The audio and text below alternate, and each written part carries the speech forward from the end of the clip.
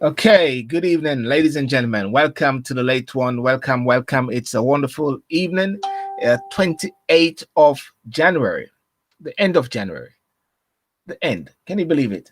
2021, we're here, ladies and gentlemen. Uh, Biden is now the president. You've got some crazy geezer, some terrorists called COVID, which is wreaking havoc. But nevertheless, we still have life.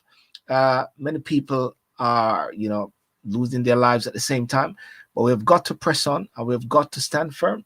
There's one of the things they talk about regarding the British bulldog spirit is that we shall never surrender. But I was in Jamaica during that time. Well, I wasn't in Jamaica during that time. That was Churchill. But it's a mentality that we shall never surrender. And therefore, even while we have this type of lockdown, which is all around us, lockdown mode, safe mode, I believe that we need to go into boost mode.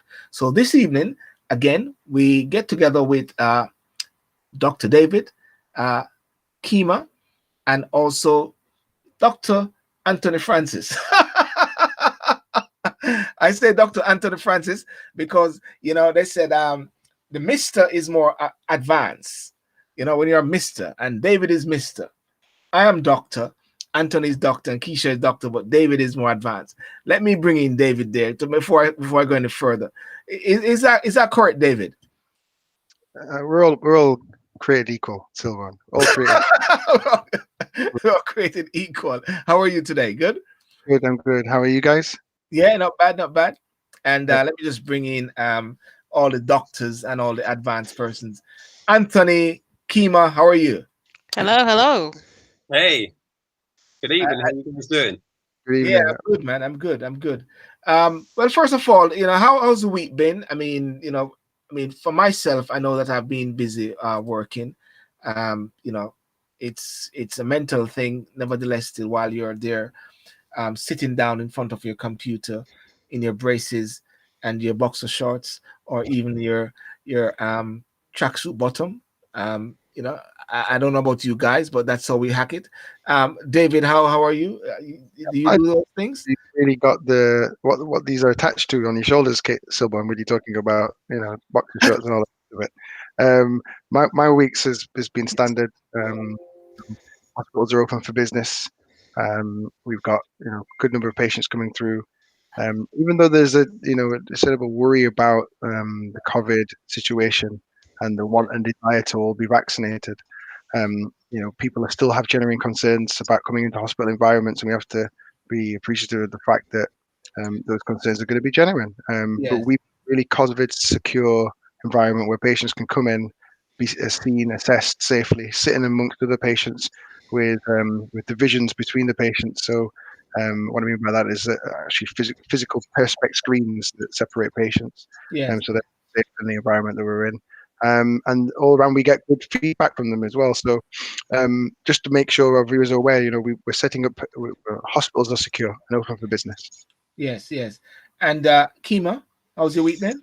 Well, it's not much different from last week, or probably the week before, and the week before that. so, Son so of a it's all. Keisha. I'm beginning to sound like Keisha, isn't it? It's just the lockdown, isn't it? So you just want to get out somehow. So I suppose I'm sorry. I'm one of those people who are spending a lot of money on those TV live streaming network, Netflix, and them sort of things. So to Mm, sort of keep your mind entertained and do something. You just want to do something, yes, and so it's been like that this week. So it's just really working from home and trying to keep an eye on sort of hoping that Boris one day come out with a glimmer of hope as to when this all going to end. yes. Anthony, what about you, sir? Well, I think Keima, you're going to have to put that thing on hold for a while with Boris. He hasn't got a clue. But in terms of my week, I just like to give a bit of a plug. I've been involved in a new non-for-profit organisation called Race Equality Matters, and next week we're launching the Race Equality Week, which is a Yes, whole week of events, really talking about and encouraging people to be a bit more aware about race equality and inequality in the workplace. And so the purpose of the week is to have a number of different events both with speakers like Kenya King, the Mobile Award CEO, BT and Sky are involved. And it's really to provide an opportunity where people and organizations can use the week to discuss, to review, reflect on race issues in the workplace and the wider community. Because and just before we go on, one of the things that I was reading, that brief that you sent me, was that one of the tagline was that during the whole BLM Black Lives Matters, organizations were jumping on this without any sense of depth, isn't it? Well, that's right. I mean, the minute George Floyd was killed, you had all of these organizations quickly coming out with their statements saying how much they support Black Lives Matter, or their statements around equality within the workplace and diversity, etc. But really, you have to ask the question: what have they done post those statements? And the question and the answer is nothing. So what we're trying to do with Race Equality Matters is to make meaningful change by encouraging these organizations and individuals to really demand change, and to actually make sure that they're part of the solution and not the problem. Yeah.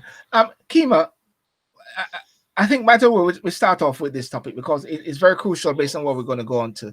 What's your take on what Anthony is saying about organizations getting involved and wanting to play a part in this area? I think it's long overdue. It's so funny. I was reading an article today. Was it Clive Myrie, he was saying that he's been obviously with the BBC for a very long time. Yes. And his experience of racism is probably worse now than ever before.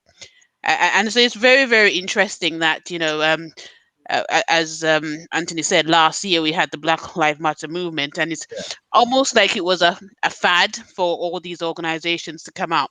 And it's easier to say things than do it, right? And I think it's the actions that we want to see what our organization is going to do to help to manage some of the issues, particularly to do with racism in the workplace when it comes to Black and ethnic minority. When we say issue, we're talking about recruitment, we're talking about promotions, we're talking about pay. Those are the real tangible benefits. And we're talking about being on boards where you don't have any visibility. A lot of times you don't have visibility. I mean, I always sort of reflect, particularly in the NHS, when we always say you have the Windrush generations, how many nurses who actually come here to work, doctors who come here to work, and how many of them are in senior management. You expect them to have a larger proportion if you look at the timing from the time that they've come here and where we are of today. So systematically, there's racism that needs to be addressed. But I think it's not just saying it, it's having the will and the appetite. And I think, I'll always say it's good for governments to actually legislate things, but I think it's best when organizations lead from the front. You know what I mean? And there are some organizations, I know Netflix being one of them, who's actually going out their way now to actually have contents that recognize more Black and ethnic minorities. So they're actually giving more jobs for Black and ethnic minorities. But not only that, putting them on the board. So one of the head of the director of marketing now is like a Black person. So being more visible is so important. And I think as well, Black people go on. Keep talking. Yeah, sorry. My last point on this, I think Black people in the whole need to support organizations that are actually doing that, because there's some organization out there who are actually, making an effort to actually raise the profile and promote our Black and ethnic minorities in the workplace. But, we still have a very, very long way to go. And I think, as Anthony said, it's so much for us to do. And we have to keep the momentum. We have to keep talking about these issues. I think Zoom also have a guy who is now the diversity guy as well, to sort of bring in the whole thing since the whole lockdown thing. But I want to go on to David now. David, can you give us an update as to COVID? Not that you are the steward of COVID, but based on from a medical perspective, where are we? I'm not King COVID here. I'm not King COVID, but I will talk more on the topic. And the jury's out. We know what's happening Yeah. essentially with regards to number of deaths. Unfortunately, in the UK, we've surpassed that 100,000 mark of numbers of people who unfortunately passed away from Yes. this condition within 28 days. And it's a somber moment. There's pictures all over the press yesterday with Boris Johnson and his face in that regard, and how our response has been. There are obviously questions that arise from that. Has our response been adequate? We can talk about that this evening. Yeah. But there are certain things that we could, I think, have done to try and mitigate this virus to a greater extent. And we unfortunately didn't do that. And I would hope that, like other countries, we've learned we could go on to learn from those mistakes in order to reduce the number of people who've passing away and from this disease. So that's probably the sombering moment this week, from regards to COVID and its effect on the nation. I think the other thing, obviously, we recognise is that that schools are not going to be going back anytime soon. And that's obviously to the detriment of kids' education. Although schools have put in place great endeavours to try and across the board try and get kids back into schools, and at least try to afford them a degree of education. They're trying their best, but it's not going to be the same as having the school environment. The next point I would like to raise is obviously the vaccine discussion. So in regards to the vaccinations, we know that the government has a target and a plan, in effect, to try and vaccinate as many people across the board as possible. But that kind of differs from the plan from other countries, who have a different effect of how they want to roll out their vaccination plan. And that's come into a bit of debate. The British Medical Association has come out and said that they don't particularly support the idea of extending to that 12-week point. And in regards to the government itself, they're looking to go up to that 12-week point. So, that discrepancy obviously grows into disrepute a little of how we champion the idea of the vaccination program that we have, and the obstacles are obviously in place. And when you mix that kind of health and politics, it kind of becomes a bit of a muddied water. So that's the first thing in regards to the vaccine. And then you've got the vaccine being an issue because of accessibility. So other countries, specifically within the EU, having difficulties sourcing vaccines. And it was always going to be that kind of dog-eat-dog world that we're in at the moment, because there's always going to be that finite source of vaccines that are available to respective countries. And then the last thing that comes out from today, and actually it's been in the press for the past 24 hours, if not longer, is the Germans' interpretation of the information, especially as it pertains to the AstraZeneca vaccine. So in regards to the data that's out there, a lot of the data was obviously was skewed towards the younger population, because they needed to get more information in regards to how the vaccine works and its efficacy, so how effective it was essentially in trying to reduce the burden of the disease on people. And the Germans have interpreted that as that younger people would benefit more so from the vaccine than people who are over 65. Not that 65 is a cutoff for age and being young and old, but the point is, over 65-year-olds, they saw a discrepancy in the data. But that being said, I think that AstraZeneca have come forward and said, look, that the vaccine's as effective for people whether you're under or over 65. And that then the way that it's presented in the press makes it look as though that over 65s may well not benefit as much, and I don't think that's particularly the case. There seemed to be a situation whereby Europe is now lagging behind, and now it is like even James O'Brien from LBC even said today that the UK is ahead, and he can't blame the UK, which is would you say that is a result of Brexit, Anthony, whereby the UK is ahead with vaccine?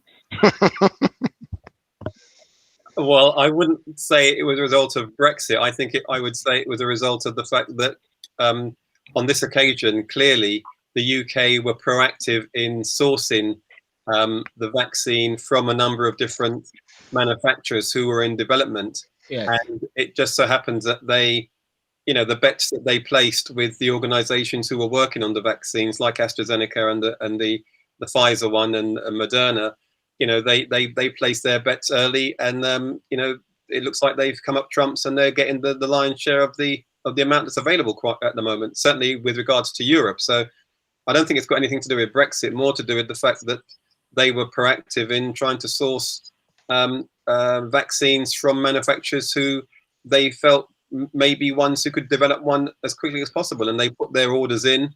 And we've heard within the EU that the EU still haven't approved. I think one variant of the vaccine they haven't. I don't think they've yet approved yet, and I think that's the delay, which companies like Germany and others are complaining about. England have already, their BMA have already approved it, and the EU are still talking about it. But we're going to touch into the tagline, which is going to cross 100,000 died debt, and that is very crucial. So we cannot jump across it. But would you want to say there's some sort of leadership from the Prime Minister in regards to vaccines, which the UK is delivering on at this moment? Who gets the kudos for that? Well, I think whoever was involved in the planning to source the vaccines, in the sense of working with those manufacturers who were in those early stage developments, clearly if the UK, and from what I understand, and maybe David can correct this or not, but prior to Brexit, the main area in terms of where the medical decision making was in Europe, within the UK rather. And our British medical body played a key role, and I think we're seen as being like leaders in that area for efficacy and accreditation of various vaccines and drugs. So I think what's happened is, clearly we were the first country to approve it, which means that either our process is a lot faster than what we've now seen in the EU, because they're still talking about it. So kudos to our British medical establishment for actually reviewing the data and passing it so quickly. Yeah. So I think that's where some of the credit has to go to the British Medical Association for approving the vaccine, and also for those in the government who actually placed their bets and put orders in early. Yeah. Okay, I'm going to go to Keisha now. Keisha, 100,000 death to COVID in the UK. Who is culpable? Is it COVID or is it leadership? Well, normally if we're in the workplace and somebody lost a whole lot of money, you always go to the top of the tree, isn't it? So in my view, 100,000 deaths is significantly amount, and that we are considered to be the worst country now in the world in terms of the number of deaths. So that cannot be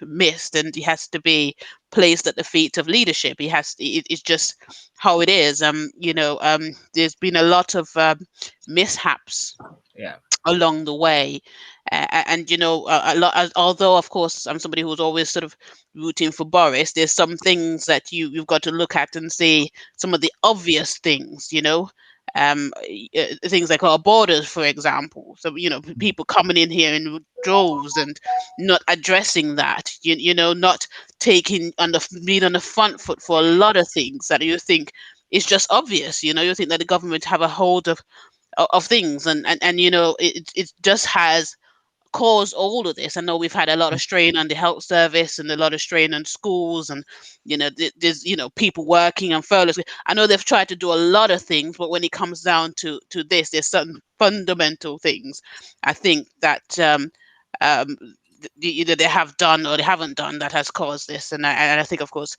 if we have to leave the blame with anybody, it has to be, of course, with Boris. And he this week actually came out, and I think in some ways he was very much contrite and acknowledged that. He did acknowledge that. So, to be fair to him, of course, he's not somebody. Most people would never know how to handle a pandemic like this, and so that's as far as it goes. But still, he has to take the responsibility for it. Dr. Burton, what's your take on that? Because at the end of the day, we're talking about a virus which is going all over the place, ducking and diving. As we get a strain, it changes its game and create another strain. You got the Brazilian strain which is coming through. You got, Can one put it at the feet of a prime minister these days? I think it's a tricky question. I'm going to avoid it just for a second, just to go back.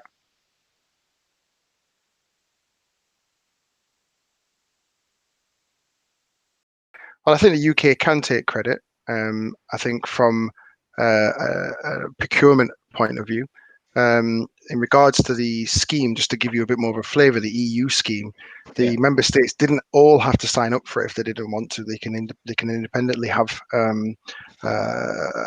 agreements with other countries. So Hungary, for example, they decided to go their own route in one respect and get vials of vaccines from Russia. So you can opt out to an extent if you wanted to, and you can opt in. The reason for opting into the EU scheme was obviously the bargaining power and reduction in costs that would be afforded to the respective countries if agreeable for the respective vaccines. So yes, credit has to be taken to the UK, but at the same time, as you talked about there, we need to think about the number of people who have unfortunately passed away with the condition of COVID, whether associated with it directly or indirectly. And I think that's a somber moment. 100,000 people. That's a lot of people. You know, you've been to a football stadium. Most football stadium. I don't know what the average football stadium is, but I'm just going to talk about a team dear to my heart, which is Arsenal. You know, it's a big football stadium that houses a lot of fans. So you're nearly up to one stadium plus 2/3 of people who've passed away. That's a big number, and I get that, you know, to say it lays at the hands of the prime minister is probably not the right thing to say. There's a multifactorial issues that have been going on in regards to the management of this problem. You know, you think about the Nightingale Hospital example. You know, why are they being utilised and used? Well, quite obviously, there's an issue with regards to staffing of the hospitals, but the whole thought process behind it really fed into the nation's anticipation to feel that, you know, you'd have an area where you have all these ventilators for all these patients who needed to be seen and to be accepted into the hospitals for treatment, but we're not utilizing that as a system or service.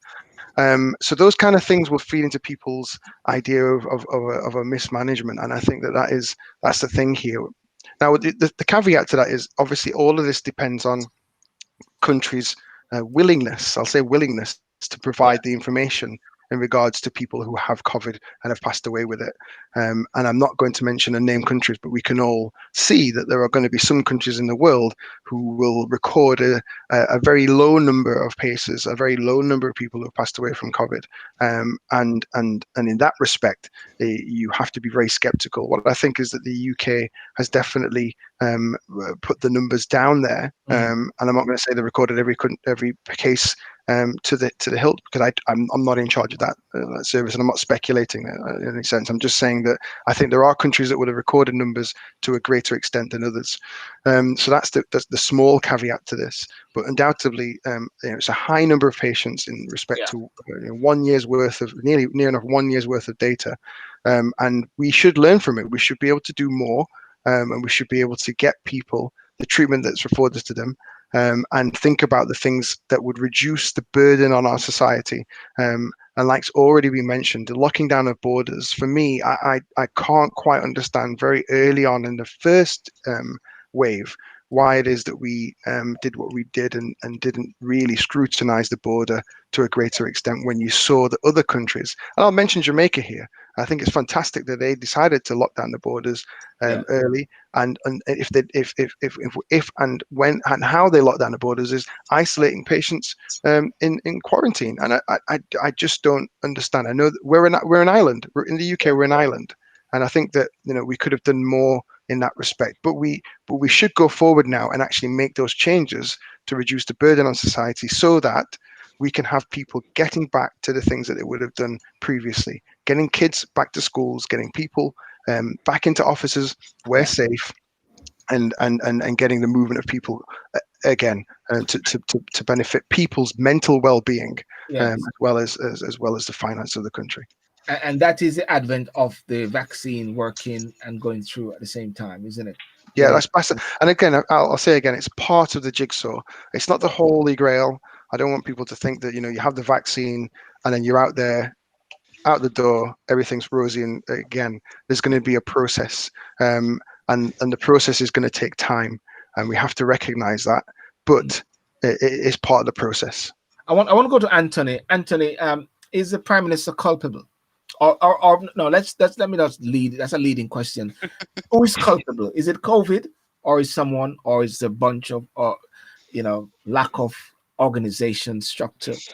100,000 people died. We're actually the leading. We're the leading country, is it, per I capita? think I have to just, following on from what David has said, unfortunately, we do need to get to the nub of this. And Boris Johnson is the Prime Minister. And as Keima said, in an organisation, if the company had performed badly, if the share price had tanked, if there had been a major disaster and it was found that the CEO, wasn't on watch at the time when he should have been, then that CEO would be long gone. And in the case of Boris, sadly, I know we want to try and move forward with the discussion now in terms of where we are, and as David said, we have done well with the vaccinations, and we have to really give credit to the logistics and the rollout for that. But when you look back on why we're in this predicament, 100,000 deaths. You have to look right back to where it started, and it started with Boris Johnson missing 5 Cobra meetings because he wasn't interested. It goes back to Boris Johnson standing in Parliament and saying, "We have PPE, we are ready." It goes back to Boris Johnson standing there in Parliament and saying, "We've got proper preparations, for a pandemic." And when now that we found out actually we had PPE that was out of date. The track and trace is non-existent. In terms of Boris's involvement, like David has said, we've had a border open for the last 12 months. Every other country who has had any sort of sense has closed their borders or have got certain restrictions. That really comes down to leadership, and sadly, it has to fall at Boris's door for him being totally incompetent, totally underprepared. And quite frankly, those 100,000 deaths are at his door.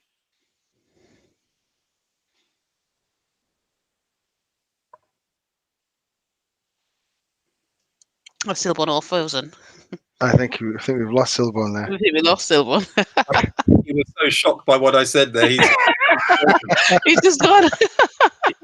he's just in shock. And if we are still recording, then clearly, he's not the only person who's in shock. I think the whole country is in shock, because we should never be in this situation. The worst performing country in the world for death. I know in terms of numbers, we're not as high as the US, but per capita, we are the worst. And why are we in this situation? We should not have 100,000 people who have lost their lives in this country because of COVID, because we did not take the right precautions at the right time. Yeah. Go on, David. No, I think that is hitting a nail on the head. We really should strive for a better footing, and we have to learn from the choices that were made previously, which has come to fruition that they weren't really the right choice in terms of the way we should be moving forward. I just hope that we kind of separate the politics from the health decisions to a greater extent, because I think it muddies the water somewhat. And I alluded to this before with respect to the choice of trying to extend out the number of people who would get the vaccine by having just the one vaccine, because that just generates a little bit of controversy. It means that we're now kind of in a spurious kind of situation where other countries are acting completely different to the way that we are, and that just sets a trend to the things that have already gone before with relation to the borders, etc. So that's my worry, is that when you mix the politics with the health decisions, it makes things a lot more difficult, a lot less palatable for the nation to sort of digest as well.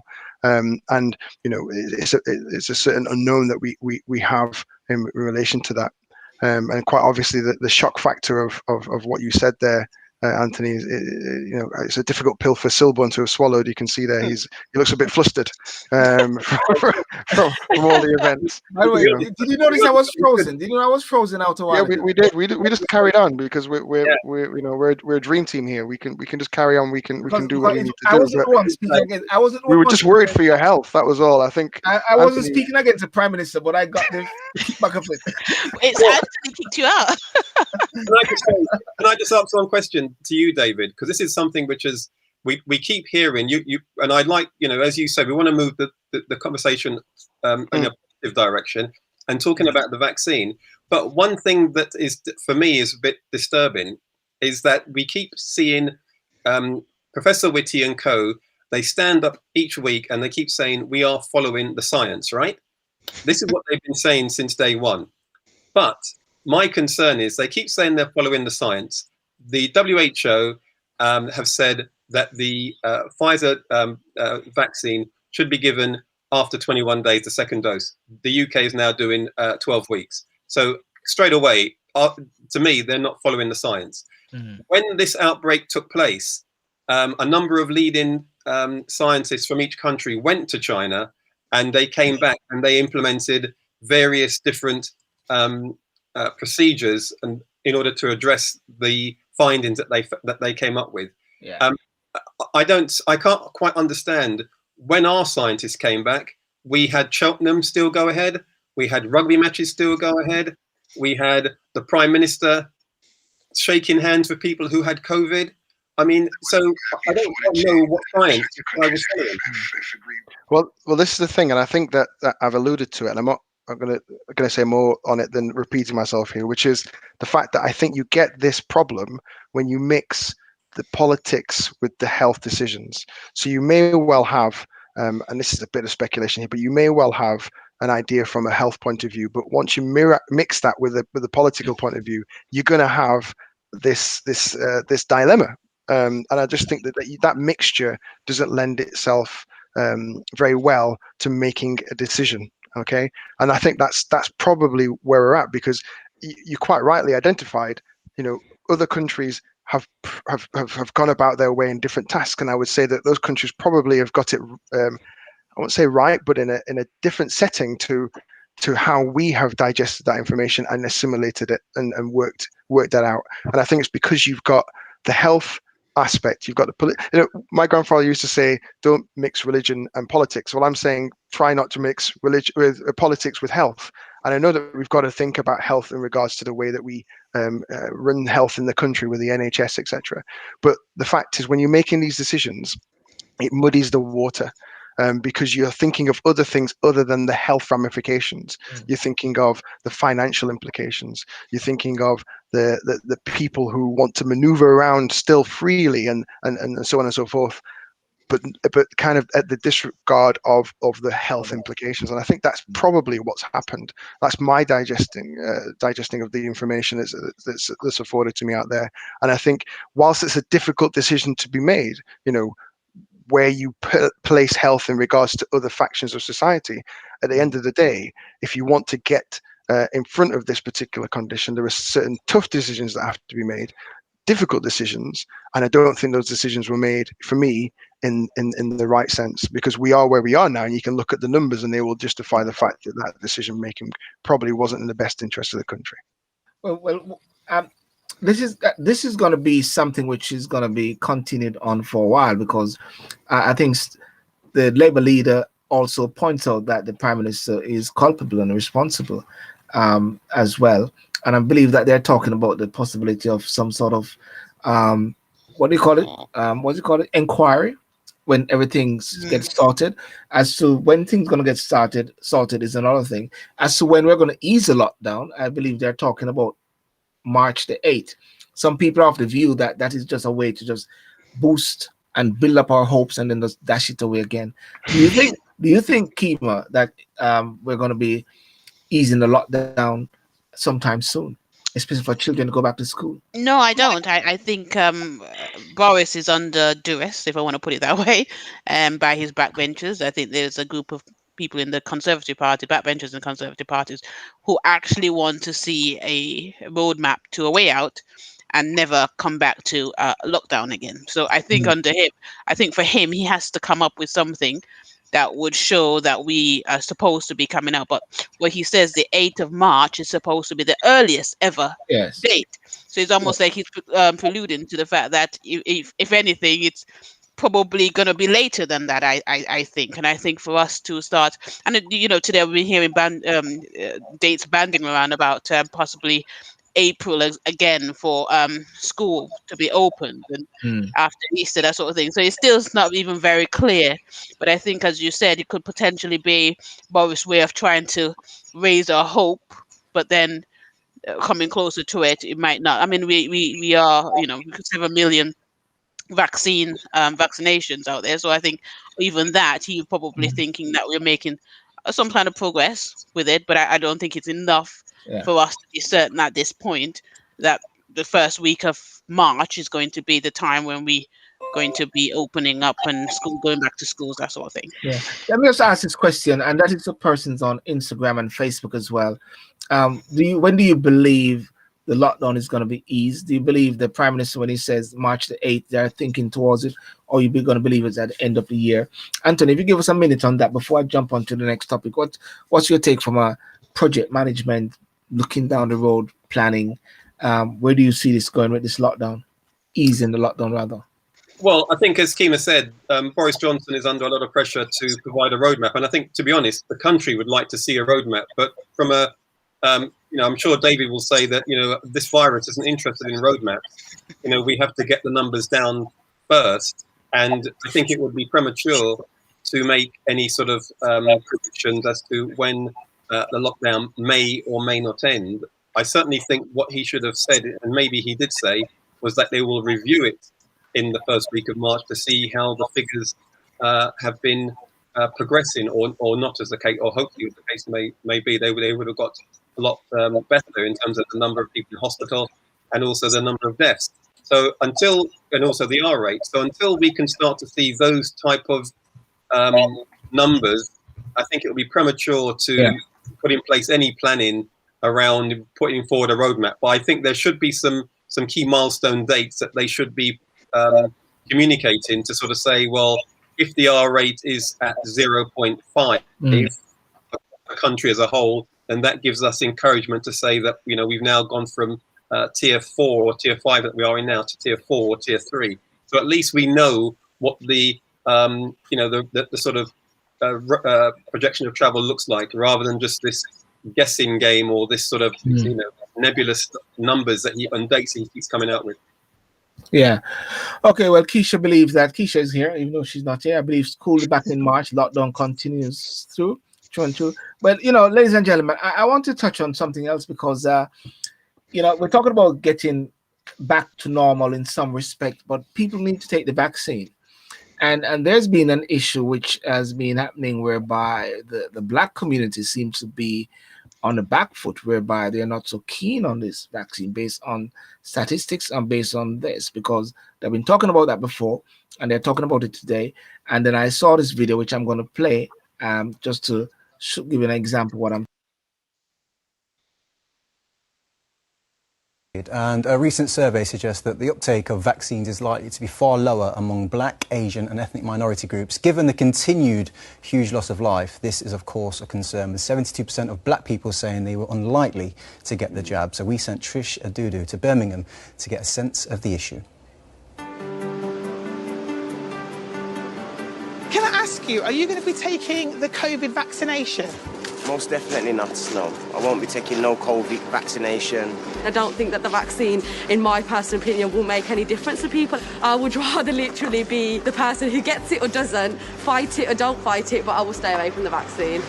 Are members of your friends and family like you? Do they have the same opinion? Actually, no. I do have some friends who say they will take the vaccine. I think vaccines needs to be studied more, because you've got YouTube videos telling you this and that. So you don't know who to trust. So will you be taking the vaccine? No.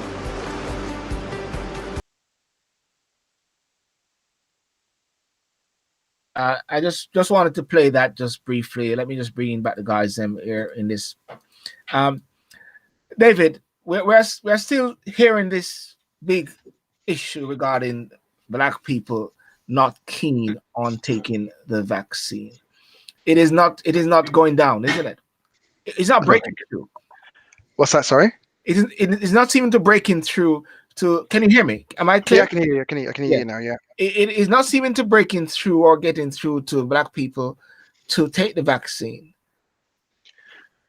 Well, I think, Sylbourne, there's two schools of thought that immediately I'm drawn to. Like David. I just sit back now and listen to David. Yeah.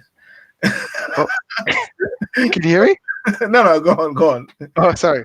Yeah. There's two schools of thought that go through my mind. The first thing is if, the polls, okay, so 72% just been articulated by I think it was BBC One, was it? The one show, yeah. Yeah, 72% of people, of black people, BAME or whatever group we're going to call them, or call us, I guess, are not going to take the vaccine. I don't know that I lend myself credence to the whole idea of the poll being correct, okay? And the reason I say that is because I interact on a daily basis with people from all creeds of life, all walks of life, and I ask them that question more often than not. And I would say that it's probably more a 50-50 split in the people that I ask the question.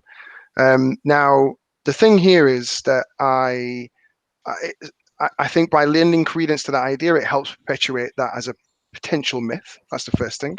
And so let's get the facts out. Let's see whether or not that is something that holds any water. Second thing is, if it does hold water, what can we do about it, and why should we do something about it?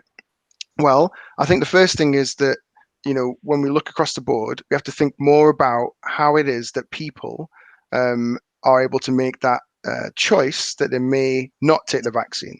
Yeah. What I will say is that people in the UK, across the board, whether white, black, or otherwise, have had historic access to vaccinations. And I would be very interested to see whether or not the same people who have said they're not going to take the COVID vaccine have had other historical vaccines, because that would give me an inference as to the whole issue behind the vaccine debate. Because if you've had vaccines for other conditions and other disorders, then I'd have to question why it is that you're not particularly interested in taking the COVID vaccine. So is it that you're an anti-vaxxer, for example? Well, you've already had the vaccine for, say, diphtheria and TB and all the other viruses that we get inoculated for as a child. Then I'd say, well, what rationale do you have that you're not going to take the vaccine? Now, my feeling is that the overwhelming issue with regards to vaccines is in some part perpetuated by a kind of anti-vax movement, but also in part because of a lack of awareness in regards to the vaccine itself. Yeah. And if you can basically tap into people's fears, we're in a point in time, we're in a pandemic, we're in lockdown, people are obviously have a lowered thought of process of how things are going to progress throughout the course of this pandemic. Then by tapping into that fear, you can quite easily change people's mindsets. And what I do think is that that's probably a reason and rationale as to what's going on. But there's a deeper thing here as well. And I think Anthony touched on it right at the top of the program. There's issues in relation to race equality. There's issues related to people's perception of politicians, of people in higher authority.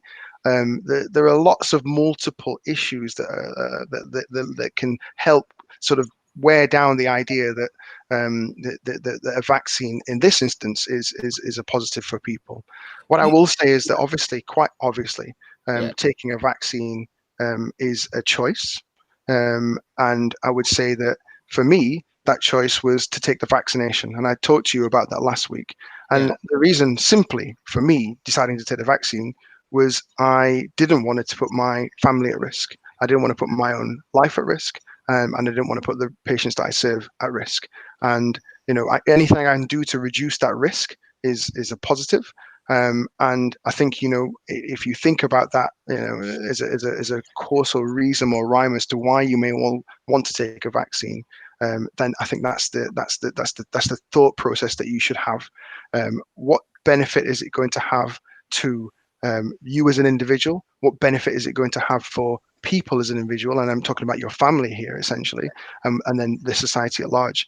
And I think for what we know about this particular condition, is that it can have quite debilitating effects. You can lose your life. And so, my justification was to take this vaccine to reduce that risk. David, you said your justification, and then at the same time you said it's a choice.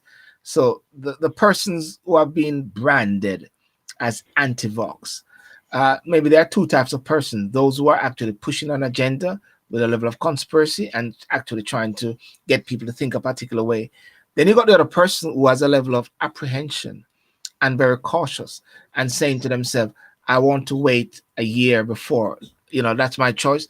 I'll put on my mask, I'll social distance, and I'll do the best thing that I can do. Can those persons be blamed for doing that? That's their choice, isn't it? I don't think you can blame. I don't think you. I'm not in a position of blaming anybody. Yeah. You can't be blaming people. But what I'm here to do is. Or should they feel bad? Or should they feel bad about it? It's make a difference if people. If I'm being generally honest with you guys, and I've been generally honest throughout the course, it doesn't make a difference if people feel bad. I'm not here to make people feel good or bad. I'm here to educate people to say, look, it is a choice. At the end of the day, I don't think we're going to be able to hold people's arms down and inject them with things. But that's not what we would do. We as clinicians are here at the behest of people. All right. And so what I'm trying to say here is that whilst there is a choice, we're here to better inform you as to why it is that potentially this vaccine is a better choice. And we've got to answer the questions. Okay, we've got to answer the questions that would arise because of the want and desire to either have the vaccine or not have the vaccine. And I think we would all agree that education is golden irrespective of what it is. All right. You go out to buy a car, you want to know, how does this car drive from A to B? How effective is it at driving from A to B? When's it going to break down? How much is the service going to cost me, etc., etc. You find that information out. And if it's lack of education that is leading people to not want to take the vaccine, and that's why I pointed back to the first point of the discussion right at the top. I said, if people have taken a vaccine for other conditions, then it doesn't quite make sense to me why you wouldn't take this particular vaccine if you are an anti-vaccine person, because you've already had a vaccine. So is it that this vaccine is a problem for you because it's in quote unquote being rushed through? For some people, that may well be the case. And I'm alluding to that point because you raised it there, Sylbourne, where you say, actually, I just want to wait for a year. If you want to wait for a year, that's your particular choice. But in that year, you've got to think about the risks that you're affording to yourself, the risks that you're affording to your family. And if it makes sense for you, then it makes sense for you. And that's what I'm trying to say here. We've got to educate people to a better, but we've also got to listen. The first and foremost thing is we've got to listen to people to understand their apprehensions as to why they don't want to take a vaccine, and really act on that. That's the biggest thing for me. Thanks for that, David, and that's well said. And as Keima, I hope Keisha can say, I believe what she said. I believe David need to do more to convince the people. I'll ask her if he did much a while ago. So that's Keisha on the other side. Keima, let me just ask you the question. Are Black people spooked from taking up the invitation for the vaccine? And I say spooked because it's like the more there's an agenda, which is a good agenda, to encourage Black people to actually take the vaccine and to be aware that they are at the cutting edge and they are the persons who are on the front line, as I said, with lack of vitamin D. It seems to be it is pushing them away. Do you think? Yeah. It's a difficult one because Black people are disproportionately disadvantaged when it comes to the COVID pandemic virus anyway, as it is. So when you think of who are on the front line, the care workers, the bus drivers, and the nurses, and the teachers, and a lot of Black people, they tend to work in the public sector, isn't it? So they're more disproportionately disadvantaged, and they're higher proportion likely to get the virus. And so I can understand why there is an approach, a campaign to get more and more Black people to take the vaccine, and it's for their own health and their own well-being and their family circumstances, and particularly Asian families as well, where you have a lot of family members living in the same household, so it's a higher risk there as well. So on that alone, you could see why you think most Black people or ethnic minorities will go out and take take the vaccine. But the underlying issue, I think, here is trust and faith and confidence in the healthcare system. I mean, if you think about it, taking away the COVID and look at some of the other care that Black and ethnic minorities people experience in the healthcare system, you can understand why they're a bit hesitant to take the vaccination. So it's really hard to convince and make them to believe that it's a good thing to take it for my own health, take it for your own well-being. When in one hand they're saying, well, we go to the same health service and we're disproportionately advantaged in terms of the care that we get. How can we trust you and the health professionals? How do we know that you're telling us to do the right thing? And Black people has had a history, where taking vaccine, and you didn't do them any good. Do you know what I mean? So I think we have to look at that and think to ourselves, well, when we're saying or encouraging people to take the vaccination, you've got to also think about where the premise they're thinking, what are you sure this is the right thing for me? I'm going to hold off for a bit. I'd rather not take the chances. I'd rather not know. David, sorry, not David.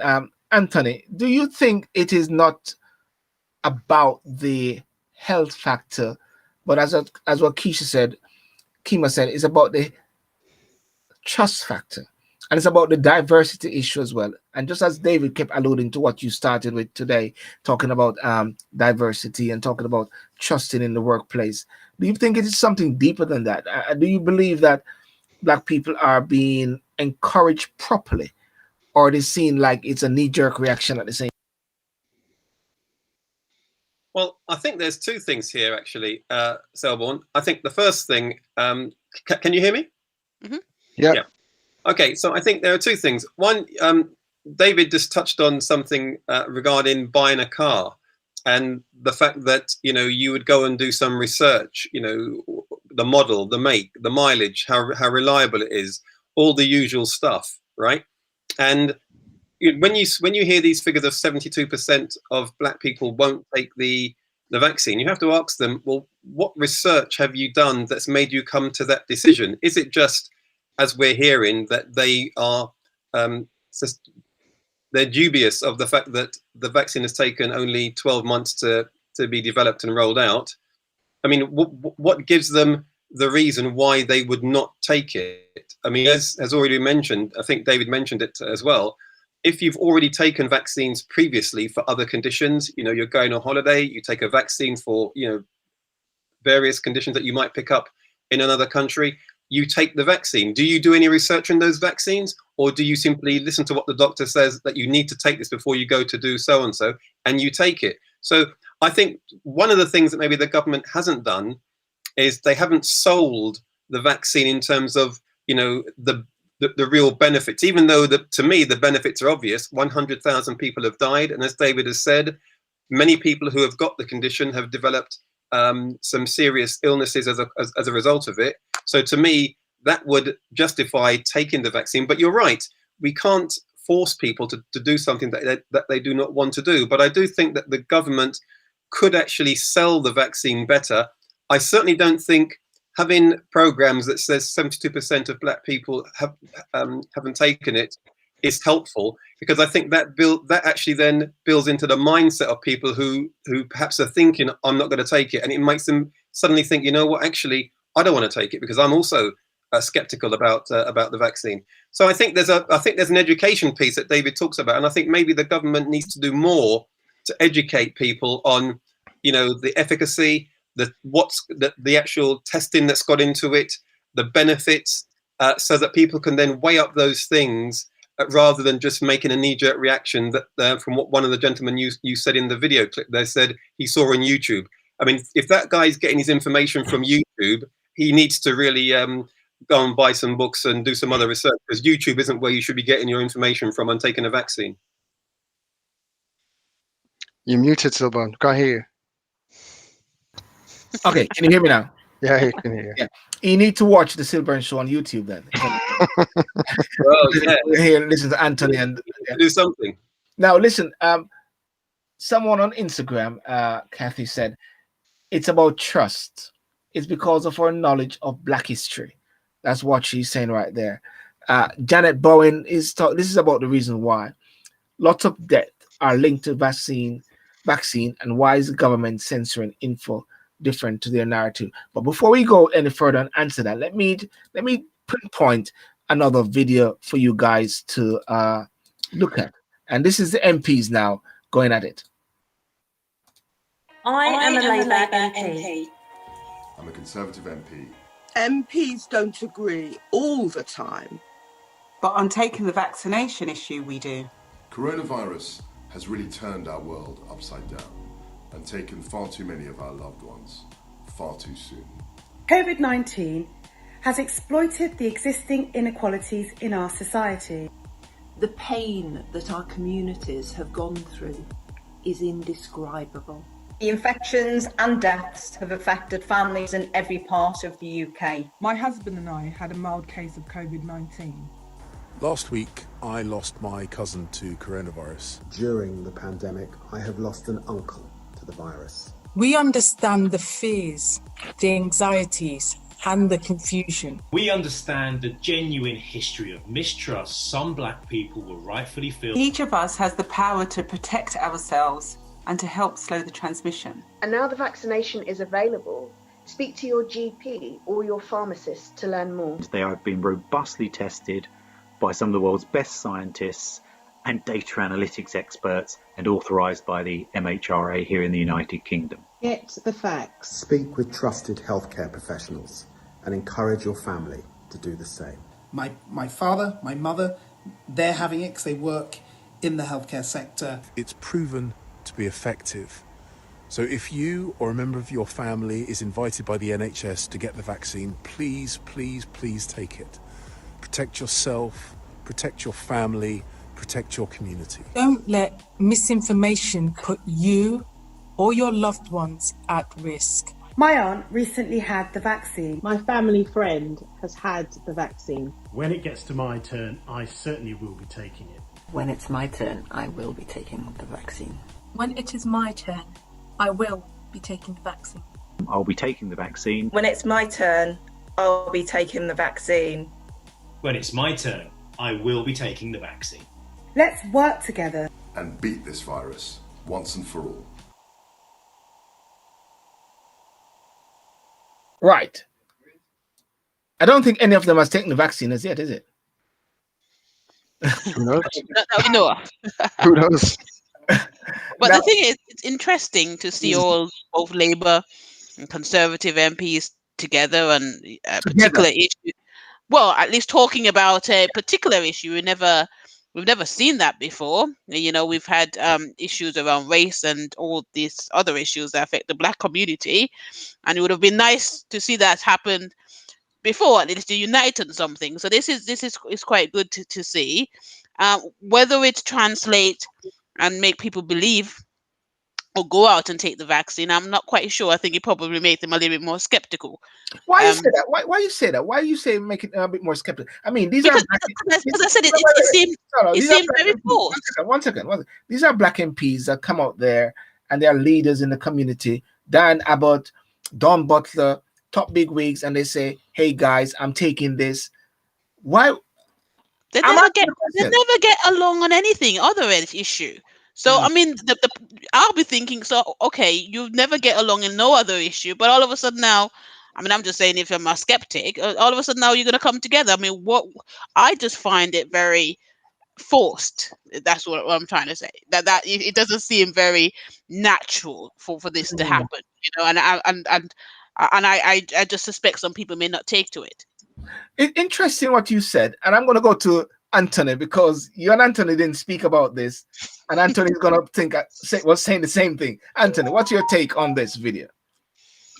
Well, when I saw the video, so firstly, it's good that we have a unified front from the MP. But when I initially saw the video, what I would have liked to have seen was one that was a bit more authentic. I mean, you could see that a number of them were reading from a script, and it didn't come across as actually being really authentic in terms of how they were saying what they were going to do. So for me, you know, I don't think you need to have a sort of a running commentary from 4 or 5 MPs who happen to be black, simply saying we're taking the vaccine.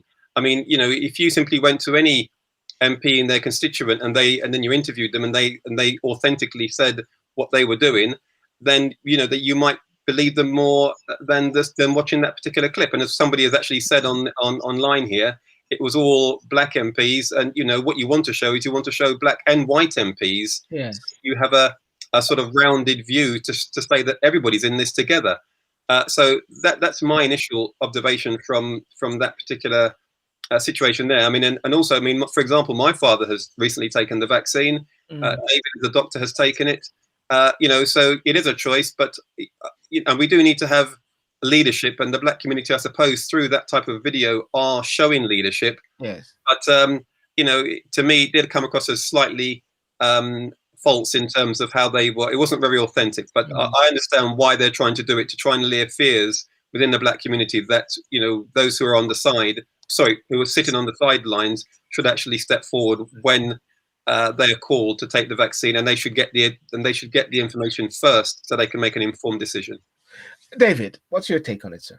So I think the idea for it, I can see why a government would want to try and push this as an idea. That, you know, if you're hearing the rhetoric, which is there aren't enough black people out there saying the positives of taking the vaccine, then the idea of having black MPs is a way that is perceived to have been the way that to take that message forward. However, I have to obviously have that caveat, which is the production of it probably could have been improved, and that production is what we're talking about here, rather than the message, which is the interesting point of discussion.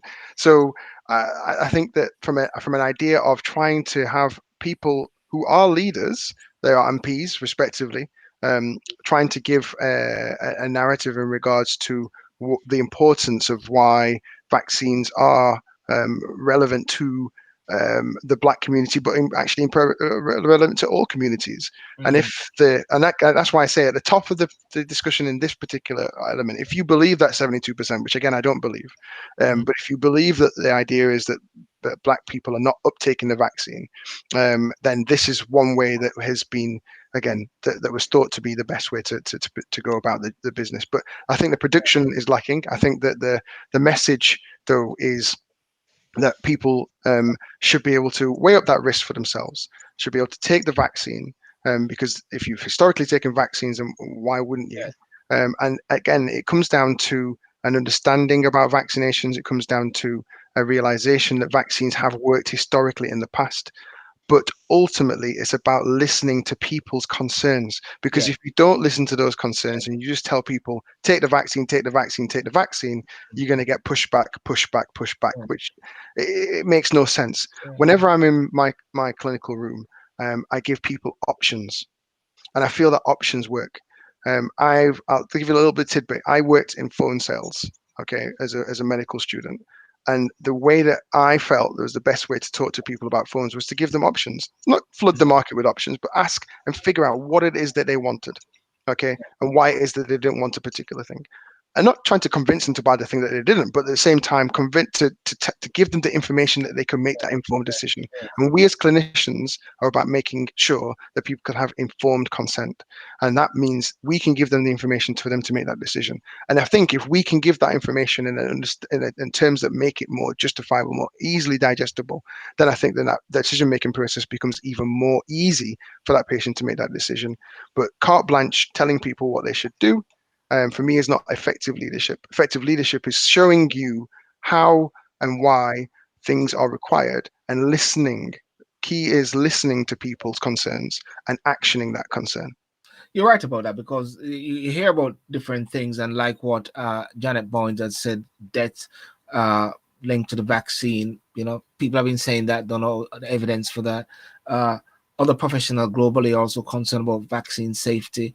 These are things that people need to feel like I'm listened to. You know, I think someone was saying to me one time, I'm really getting scared because they believe that so many laws are being passed right before our eyes, these COVID laws, and it is not going through Parliament. They feel like things are just happening away from them. So a lot of people are very concerned about that. But we're going to wrap up now. But we can't even touch on anything about the stock market, which has been going all over the place with games, you know. But just one thing I just want to ask you guys at last minute is, what do you think need to be done to sell the vaccine? Should it be black people selling it, or should just it being sold? Because I believe sometimes when we're saying let's get to the black people, it's like they get spooked. It's like you're spooking us at the same time. I don't know, Anthony. What do you think is the best way to sell the vaccine to people? Well, I'm going to keep it very short and brief because obviously we're over time now. So I think, as I've already reiterated, I think it's got to be education. I think the government have got to, really provide sufficient data and facts so that people can be informed. And once they've had the information and the facts, and they are informed, they can then make their appropriate decision based on, the choice that they want to either have it or not have it. Keima? I think it's just delayed at the moment. I think people will eventually come around and take it. And I think when the survey came out, I believe it was the survey was done in November last year. So I think, now that more and more people have been taking the vaccine, I think sooner or later more Black and ethnic minority people will begin to have confidence and trust and begin to be able to see that, it's actually safe to take it. So I think it's only a matter of time before that changes. And David? I think three things. We've got to stop the negative press in terms of reiteration of black people don't want. I don't think that speaks to me. It doesn't speak to the community, and it doesn't speak to the people I serve. So that rhetoric needs to be switched off. Second thing is listening. I've said that repetitively. I think we just need to listen to the community, listen to black people's concerns, listen to our community leaders in regards to the things that they're hearing on the ground, and then action that. And then the last thing is, I'm going to do a little shameless plug. Next month, the end of the month, we'll be talking about COVID-19 via the Jamaica Diaspora UK. Okay. And we'll be doing a webcast on it, and hopefully we'll have an immunologist to talk on the subject as well, to better inform and educate people on the subject of the vaccine itself. We'll also have people who will have had the vaccine by then as well. Again, I think patients' experience is a key in regards to that. And then you'll have me as a host as well. So shameless plug, we'll be able to talk about that later on at the end of next month. So, ladies and gentlemen, on the visitors, you also can contribute. Let me hear what you have to say as well, and put that out. Keisha, Keima, Delroy, and all those persons on Instagram as well. I want to thank you so much for joining tonight. But I want to invite you guys this Saturday. This Saturday, I'll be on the road, which is my walk and talk motivational moment. You guys need to check that out. I'll be going all the way to Bulgaria. Yes, I'll be walking with Boriana Tuzara, founder International Women Connected. What happened is that I walk and I motivate, and I just give some really encouraging people to really have good health by walking and exercising. I do it most mornings, every morning, and on weekends I do that. So that's going to be this Saturday. I had one first time in Jamaica with Miss Fabian Brown the other day. I've also got another guest which is going to come on Sunday, this Sunday, which is retired Marine in the States from Tennessee, Mr. Amari. We're going to walk and talk, and we're just going to give different tips about how to deal with the lockdown and how people can actually motivate themselves at this time, because I talk about lots of time about this safe mode. I use the safe mode a lot, and not to deal with the lockdown mode or deal with the safe mode, whatever. Let's do boost mode. Boost mode is what we're talking about. So I want to thank you very much. Anthony, thank you. Keisha, thank you. Even though she's on the sideline, I see her. I know what I'm doing. I was just about to say, Sylbourne, you didn't confuse Keima for Keisha the whole show. She's there. She's there. And Anthony and Keima and David, thank you so much, guys. And everybody, thank you for a good night. Yep. Thank you. Let me just wrap up here.